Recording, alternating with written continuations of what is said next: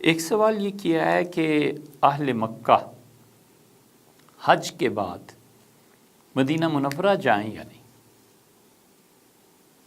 تو انہیں مدینہ منورہ حاضری دینی چاہیے۔ حضور اقدس صلی اللہ علیہ وسلم نے فرمایا کہ من حج ولم یزرنی، اور جس آدمی نے حج کیا اور ہماری زیارت کے لیے حاضری نہیں دی، فقط جفانی، اس نے میرے ساتھ بے وفائی کی۔ تو رسول اللہ صلی اللہ علیہ وسلم نے کہیں بھی اہل مکہ کا کو استثناء نہیں دیا۔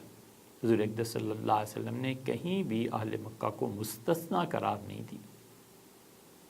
تو اس لیے جس طرح دیگر ممالک اور شہروں کے لوگ حج کے بعد مدینہ منورہ حاضر ہوتے ہیں، بالکل اسی طرح اہل مکہ کو بھی چاہیے کہ حضور اقدس صلی اللہ علیہ وسلم کی قبر شریف کی زیارت کے لیے جائیں، اور رسول اللہ صلی اللہ علیہ وسلم نے جو شکوہ فرمایا ہے نا کہ فقط جفانی، اس نے میرے ساتھ زیادتی کی، ظلم کیا، اس کا ارتکاب نہ کریں۔